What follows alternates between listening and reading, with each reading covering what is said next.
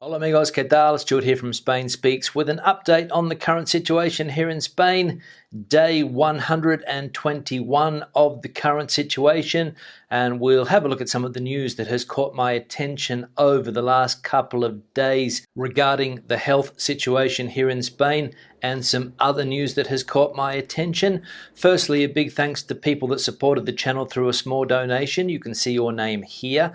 Thanks to people that bought merchandise, and a big thanks to my patrons on Patreon for your support. Now, let's get into some of the news, and it's all about outbreaks again here in Spain. A dinner party over the weekend led to 12 new cases in the area of Aragon. We can see here 12 positive cases after a dinner with friends in Sabadell. We'll take a look here on the map of where these outbreaks are, so we can see at various points around Spain. Galicia, 2 outbreaks, lots in the north of Spain, concentrated in the Basque Country, Aragon, and of course in Catalonia.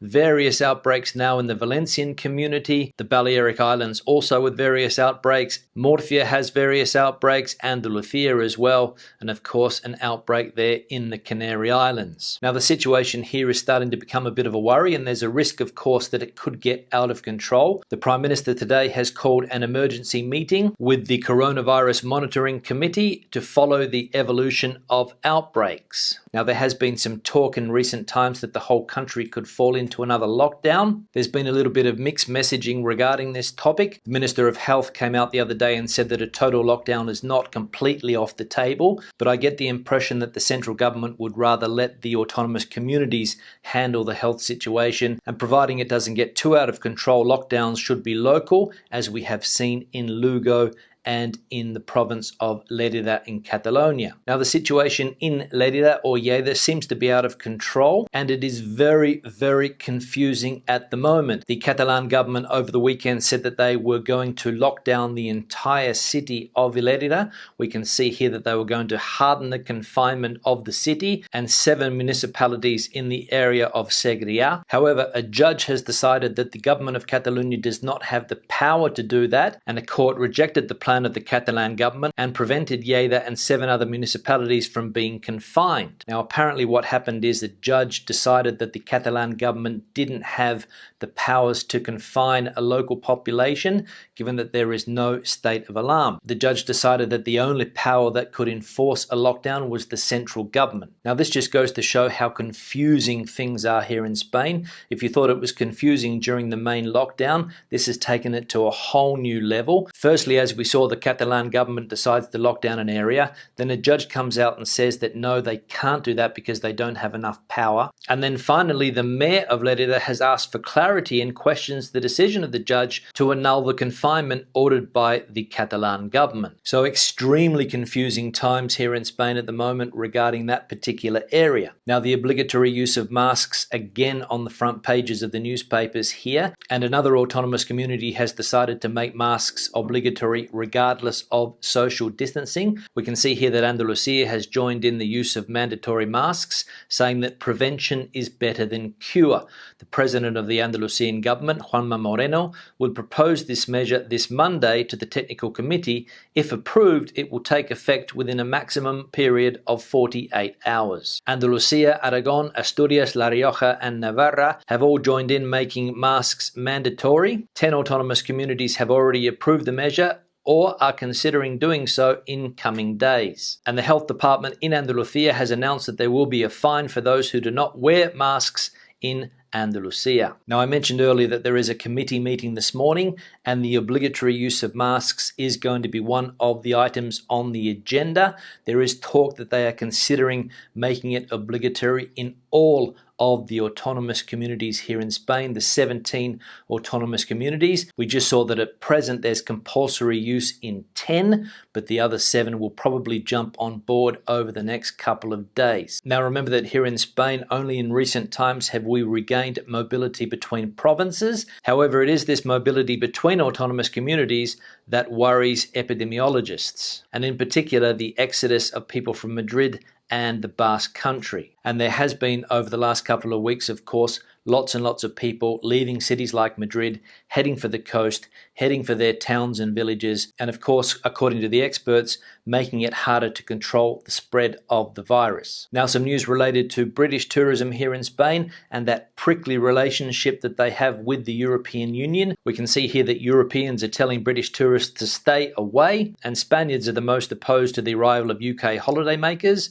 with nearly 2/3 or 61% keen on Britons to stay away this year, 15 percentage points more than any other European nationality. A majority of French, German and Italian residents also want British travellers to stay at home, according to polling by YouGov. So lots of Europeans not keen on having British holidaymakers arriving on their shores this summer. And with what's been going on here in Spain over the last couple of days, you can't really blame them. As we can see here, the return of binge tourism to Mallorca. British citizens cause incidents in Magaluf and Palma. And there was outrage at the images of dozens of drunk and unmasked tourists in Magaluf. Last night, hundreds of people without a mask or safety distance crowded the streets of the Balearic capital to celebrate the first big party of summer, leaving several detainees and numerous incidents. One video in particular showed dozens of British people drinking and dancing as they pleased without respecting the slightest safety or protection against COVID-19. And as another newspaper stated, there are things that the global pandemic does not change. One of them is the arrival of European tourists, especially British, to the beaches of Mallorca.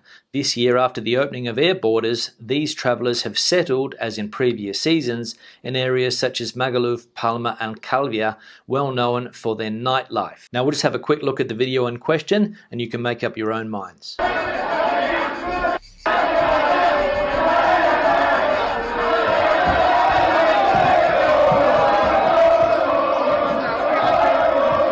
So there we go, blatant disrespect for rules and regulations, at least from this particular group of tourists. I don't know whether it's widespread, but of course places like Magaluf have always been a problem. Places like Benidorm have always been a problem as well for this type of tourism. And it did lead people to question the tourism model here in Spain over the last few months. Does Spain need this type of tourism? Who's to blame? The holidaymakers or the people that sell the alcohol? That's the question. Now let's have a look at some of the comments from the last video. One here from Mitchell. Hi Stuart, thanks for the continuing updates. Keep up the good work. But I must disagree with you regarding the local police. I've noticed that since the lockdown, the aggressive attitudes towards the foreign people in our area. The police have one law regarding masks, etc., but don't abide by the rules themselves. I think that sometimes the power goes to their heads. Just my personal opinion. Yeah, Mitchell, thanks for your input. This relates to some of the comments I made in yesterday's video about the police here in Spain, the fact that 40,000 police have been deployed to various areas around Spain in order to control the tourist situation, to make sure that everything is safe, people are abiding by the rules. But as we saw in Magaluf, not really working there. Now, I don't know which part of Spain you live in, but all I know that is here where I live, the police are very, very discreet. Basically, all they do is control the streets. Every now and again, you see the odd control, alcohol control, other controls stopping cars, making sure that licenses and registrations are in order. But apart from that, they are very discreet. As I said yesterday, I don't get the feeling that we're living in a police state here in Spain. I think it's ridiculous to make that comment, and there are other places in the world where the police are a lot more strict than here. In my opinion, in Australia, for example, they're stricter. I would argue that in the United States, police are stricter, especially when it comes to guns. But here in Spain, police, not a problem. One here from Colin. Great video, Stuart, but why do you always stop the videos when you go into Leroy Merlin or the garden centre? We are coming out to our apartment in September and would love to see what shopping is like in the Spanish stores now. Cheers, Colback. Yeah, Colin, thanks for the comment. I don't film when I go into certain places because obviously it's illegal to do it. You can't legally take cameras into places like Leroy Merlin or supermarkets. There's a sign on the door normally saying that you can't film in those places, and you do risk getting your camera confiscated or even a fine or getting into some type of problem, which I don't need. I have done a couple of videos in the past where I did take the camera into a supermarket, but I don't really feel comfortable doing it now, and therefore just better to film myself and the roads and try to keep everything above board if possible. One here from Kevin. Hola Stuart, it looks like here in Andalusia from tomorrow the 13th it will become obligatory to wear a mask. Do you know what the arrangements are for people with asthma who struggle at the best of times? Great video as always, Kevin and Sally. Yeah, Kevin and Sally, thanks for the comment. To be honest, I don't know what's happening specifically in different areas now. Of course, all of these rules and regulations are controlled by the autonomous communities. Andalusia is in charge of this particular law. Catalonia has their own law. The Balearic Islands has their own law, and another 10 places around Spain. And possibly in the future, as I said before, there's going to be a Spain-wide compulsory use of masks in the near future, or at least that's what I'm sensing. Now, I know that in the Balearic Islands and some other places, you don't have to wear a mask if you're doing sport or you're on the beach, and I do believe that if you have some type of medical condition, asthma or breathing problems, you can be exempt from the rule. I found this piece of news here. Although people over 6 years old must use the mask when it is mandatory, there are exceptions for health reasons. So as you can see, there are exceptions, but again, you'll probably have to go to your doctor, get some type of certificate to make it legal in case you do get stopped by the police, because I reckon they're going to go hard on people that don't wear masks in the future. One here from Marlene. A lot of British tourists not wearing masks. They had better do what they are told,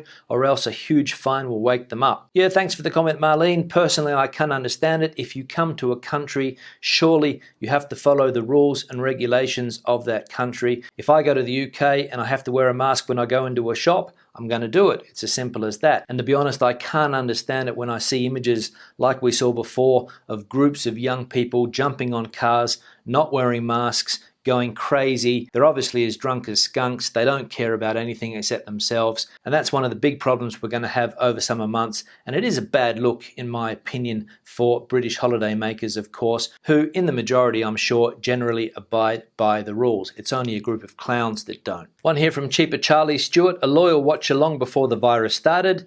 You have done a couple of great videos comparing Portugal and Spain. I know you were busy giving daily Spain updates, but is there any information that you can sneak into one of your updates summarizing the situation in Portugal? Thanks. Yeah, thanks for the comment. I have been Spain focused over the last few months on these videos, of course, living here, keeping people up to date on what's happening in this particular country. However, I will be including Portugal in videos that are coming up. It's something that I'm personally interested, considering that I'm considering going there in the future. But of course, it depends on the health situation, what's going on in the country, and of course there has been a bit of talk over recent weeks, countries imposing quarantine on people traveling from Portugal, and the situation from what I read is not as under control as it was at the beginning of the pandemic, when everybody was highlighting Portugal as an example of good management during this health crisis. So I'll be keeping a keen eye on that, so stay tuned for videos on Spain and Portugal in the near future. One here from David. Hi Stuart, many thanks for your regular updates on the current situation in Spain. Here in Gran Canaria, the tourists are arriving and the place is slowly filling up again, and everyone seems to be behaving and following the rules. Lots of talk in your video about the Spanish economy. Do you have any idea if the Spanish government have any plans to kickstart their economy? In the UK last week, they announced new measures such as removing house purchase tax on properties valued up to 500k. They will also give £1,000 per employee to any company who plan to keep their employees on after the furlough scheme ends. Also, the month of August, you can eat out half price in any bar or restaurant, plus the lowering of local taxes from 20 to 5%. I have not heard of any kickstart measures for the economy here in Spain. Have you or anyone else? Thanks again. Yeah, David, thanks for the comment and some good points there. Didn't know about all those plans to kickstart the economy in the UK. I have heard that in Australia they are also planning lots and lots of measures in order to kickstart the economy again. Here in Spain in recent times, I've heard about help to the tourism sector, help for the car industry as well. There's also been talk about extending the furlough scheme and also help for people that have trouble paying mortgages and rent, things along those lines, and also that universal basic income scheme which came into effect a couple of weeks ago. But I haven't heard anything about eating for half price in August or anything like that. But if anybody out there knows any kickstart measures that the Spanish government has put forward, let us know in the comment section below. One here from Brian: simple 2 reasons I come to Spain: 1, sun, and 2, cheap food and drink. Example, in Ireland weather is crap, also a pint is nearly €6 and a steak 25 to 30 euro. I rest my case. Yeah, thanks for the comment, Brian. This relates to the discussion we had yesterday about why people come to Spain. Somebody said that they only come for the sunshine, people come for the culture, for the food. Obviously, in places like Magaluf, people come for the cheap alcohol. And of course, Brian here reinforcing the cheap prices and the sunshine as the reason that he likes to come to Spain. And I suppose he's right. If you're paying €6 for a pint of beer in Ireland and you come to Spain and you can pick one up for €1.50 or €2, why wouldn't you come here? Another similar comment from Carol: I came here for the history, architecture, the Mediterranean coast, the topographical, geographical variety, the amazing people, the cheap but amazing vino tinto, the weather, but I think the cuisine sucks. Too much pan, bread, and pork. Not enough variety or healthy options, and not enough spices or heat. Perhaps other parts of Spain has great food, but I find Madrid is pretty bland. Yeah, thanks for the comment, Carol. Got to be careful when we criticize Spanish food. I'm sure we'll have lots of people leaving their 20 cents worth on this particular comment. I agree with you when it comes to spices and heat.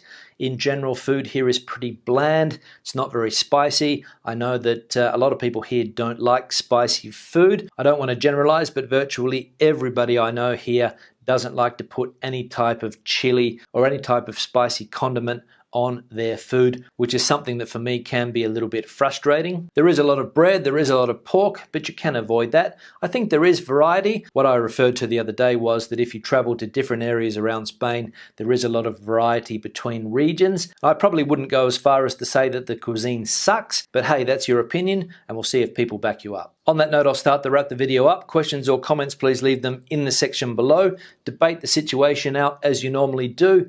Give your 20 cents worth about what's going on here in Spain. Give it a thumbs up if you liked the video. Give it a thumbs down if you didn't. See you in the next one. Hasta luego.